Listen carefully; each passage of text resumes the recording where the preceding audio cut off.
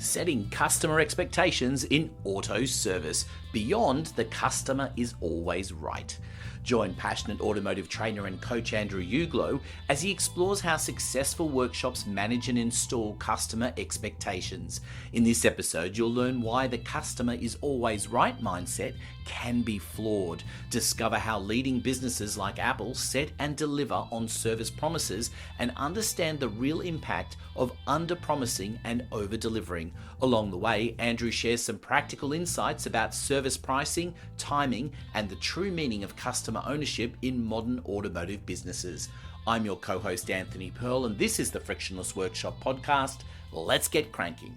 Andrew, I want to talk to you about this whole concept of expectations, and the expectations particularly that a client has, because that's going to have an enormous impact on a business. And where do those expectations come from, and how do you actually manage that expectation? It's a big idea, but it's so important. So one of the big metrics for business is customer satisfaction. And there is a whole bunch of very, very clever people with a whole lot of letters before and after their names who have written some outstanding material on customer satisfaction, delighting customers, customer service processes, all that sort of stuff. And so I feel like the newbie in the room when I talk about this, here's this, who's this guy? So the question though, about where do customer expectations come from? They don't magically just form out of thin air.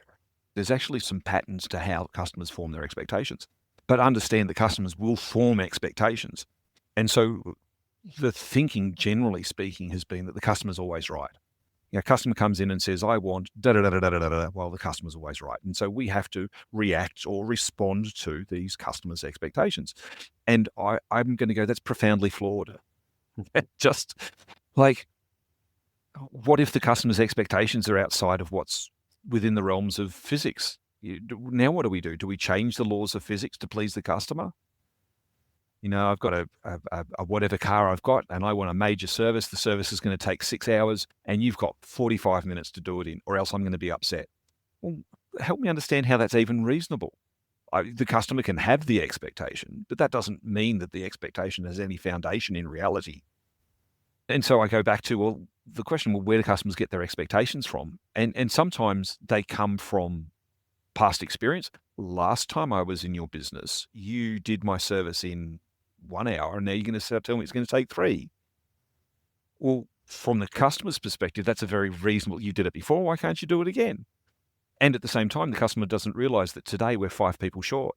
2 people are away on training, one's at trade school, and 2 called in sick of work or sick, or I don't know why, they're having a rostered sick day off. Whatever the reason is, they're not here. And so we don't have the resource to be able to serve you the way we would normally serve you. And so it's simply going to take longer. And of course, the customer gets upset. Well, da-da-da-da-da-da-da-da.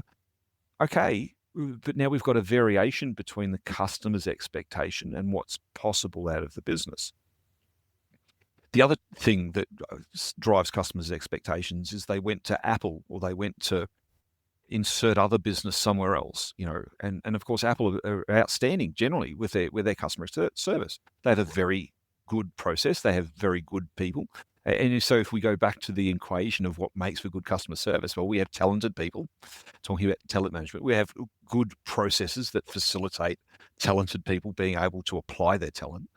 And believe it or not, Apple actually install the customer's expectation. Now, people go, well, what do you mean? Well, Apple tells you exactly what's going to happen, when it's going to happen, how it's going to happen. And then they deliver on that because they installed the expectation.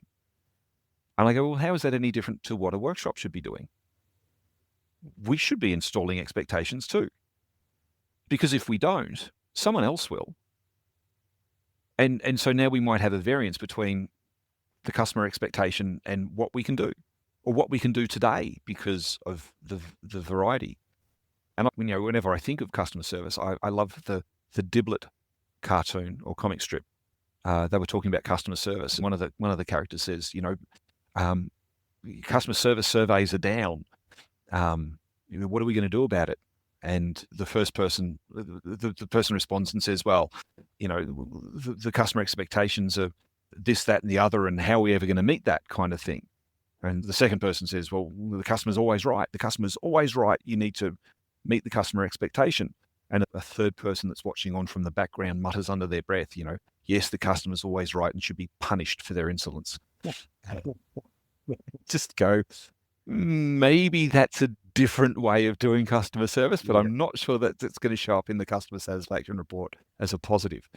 The concept of under-promise and over-deliver is a very simple one, but it really does. I mean, even the simple thing, if the customer drives up or customer's coming in to book his car in for service, and you set the expectation that it'll be done in an hour, and it ends up taking 2, you're not going to endear yourself to the customer. But if you do the flip side of things and you say, look, if you arrive here at 7 and we take the car in then, it should be ready by about mid to late morning. So you're setting the expectation that's going to be around 11 to 11:30 that it'll be finished.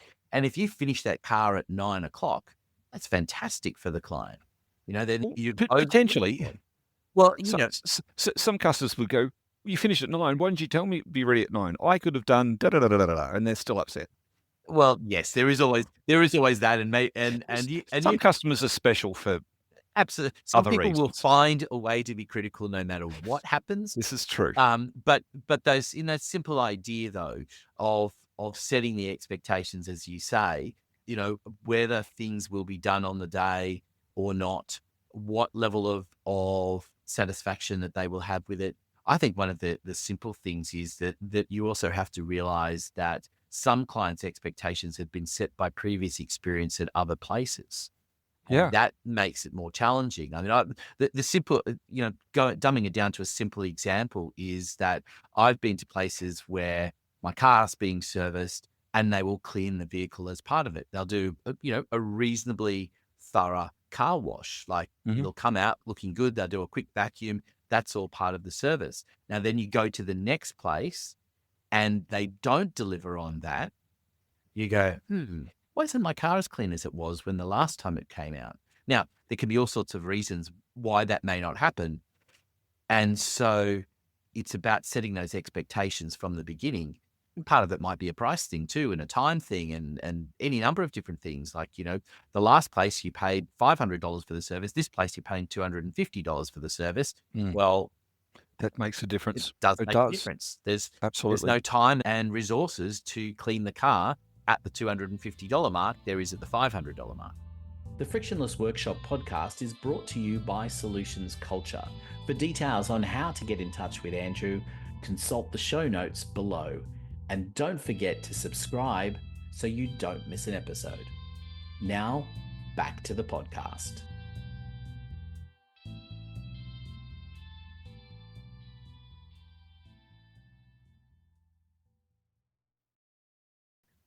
Right. And so a couple of questions that are worth asking, like if you were to look at, because we measure, and most people have, or most businesses, regardless of the brand, there'll be some sort of customer satisfaction tied to a financial result. So a lot of the industry use a net promoter score, where you have customers rank you 1 to 10, and anything 6 and below is considered a detractor. And so they're basically saying, I would have been better off being in a coma than bringing my car to you and having you service it. 7 and 8 are called neutral. We didn't tick off the customer, but we certainly didn't impress them. And 9 and 10 are what we consider promoters. Like, we met or exceeded their expectation. And so there's a method of calculating. You subtract the number of detractors that you have from the number of promoters that you have, discount the people who were neutral, and that'll give you a percentage. And depending upon which brand, depending upon which industry, like which part of the industry, so are you in aftermarket, are you a dealer, are you dealing with luxury cars, are you dealing with more, common vehicles, prestige stuff? There's different metrics for this sort of thing. But generally speaking, the rule of thumb is if you can be over 50%, you're doing okay. And ideally, like if you can't get to 70%, well, you've got opportunity to improve in what you're doing. There's also other metrics around fixed first visit and those sorts of things. Did we fix the customer's concern the first time, every time? And that matters. That's a thing. And let me just take off my customer hat for a minute and put on my business hat and be Mr. Business Person. I absolutely want it fixed first time. Rework is profoundly expensive. And my inner Scotsman has some real challenges with that. Like, why am I paying to do this job twice? No, we're not doing that. And so business hat off, customer hat back on. There's all of the anguish and pain of dropping your car off and making all the additional arrangements and all that sort of stuff. No one wins rework, and it is worth being slow or delayed the first time rather than doing rework on a whole variety of different levels. And again, the question comes in to where do customers get their expectation from? Well, that goes back to who has their ear. And who has their ear and what are they saying? If they're taking their expectations from previous experience at other businesses, if they're taking their experience from, I rang Amazon and they delivered my thing the very next day, why can't you people do that with your parts? Completely different contexts. And of course, customers have a challenge in that they don't have access to the same depth of information, the same quality of information, or the same volume of information when they form their expectations. And so this is why we have people talking about or going onto forums and stuff like that. And this is, again, a point to one of the many laments that technicians have is customers go to a forum and all the people on the forum are discussing a concern about a particular car or a particular concern. And they then come to the understanding that their car may have or does have that concern. And so they present to the dealership and say, I was on the forum, I have this concern. And that may be entirely invalid. But the challenge is we've got the customer expectation. And so we talk in technical world about two different skill sets. We talk about fixing the customer versus fixing the car. And they're not the same thing. And part of it too, Andrew, isn't it about attracting your ideal client? Because if you set the expectations to match who your ideal client is, then you're going to attract those people. And that's part of the process, right? I mean, going back to sort of the cleaning example, if you set the expectations, say, well, we take a little bit longer, but we make sure your car is cleaned and do all of those things, then that's, this is the ideal client. If you are on the client's hat and you say, look, I've got an hour to get my car fixed. I don't really care about it being cleaned. I care about it being done quickly. That is it. This may not be the place for you. The next place may be the place for you. We do it quickly and get it done because we know you're in a hurry. Well, again, sets different expectations. Right, absolutely. The other thing that's worth considering here with customers' expectation is when does the service experience end? Like we talk with sales professionals frequently and we ask that question, when does the sales experience finish? Well, is it when you hand the keys over and take the check? That might be when it finishes for the sales professional, but what about for the customer? When did their sales experience finish? And the same thing is true then for service customers. When does their service experience finish? Because it could be very different from the business. Car came in, we did the work, did the road test, quality check, washed the car or didn't, whatever it was. Some places charge extra, some places that's included. We hand the keys back to the customer, do all of the bits that we need to do. And from the business's perspective, we're finished. But what about from the customer's perspective? And who's taking ownership of that? And this is the piece that I want to really dive into here is, well,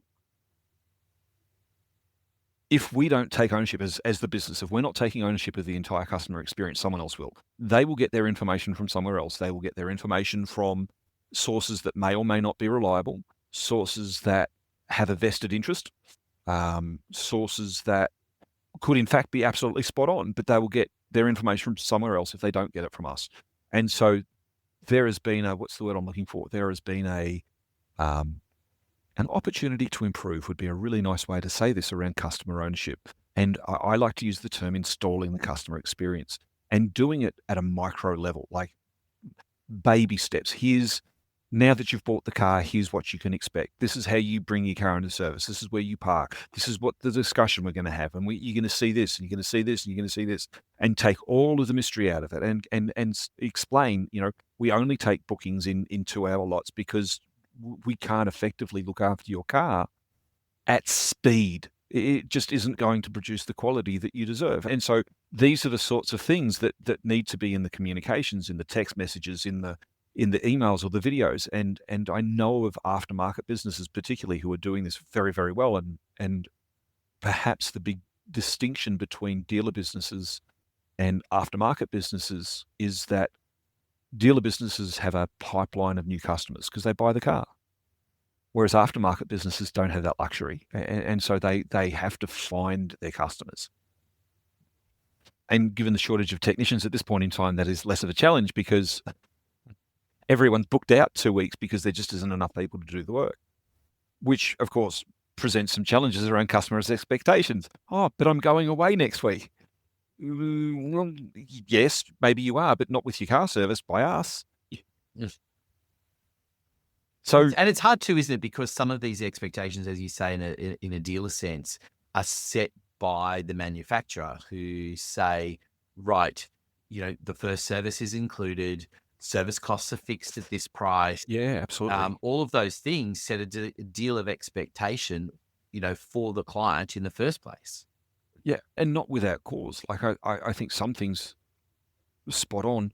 The challenge is, and I go back to the Pareto, right? We've got 80-20. 80% of the time, customers walk away happier than a dog with two tails. Like everything was done, met or exceeded their expectations. They had no problems. They had no dramas. The challenge really becomes when we didn't. And the greater challenge then is, was that because we screwed up? Or was that because the customer's expectation was inaccurate or invalid? And so I go back to the whole idea of ownership. Well, who owns the customer's experience in our business? Well, we do. The business does. That's our job. And so we start with pre-installing before they come in. And then we continue the idea of ownership afterwards. And if this gets back to the way we take ownership or the tool that we use for taking ownership is called communication. That's the channel that we use, or the tool that we use to install expectation and to take ownership afterwards. It's a lovely broad generalization. Oh, we communicate with the customer. Well, yeah, great. How specifically do you do that? What specifically do you say? When do you say that? What shouldn't be said? Because there's things that you don't say to a customer.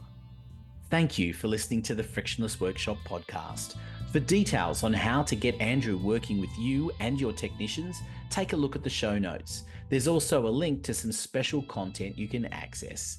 I'm Anthony Pearl, reminding you to subscribe so you don't miss an episode.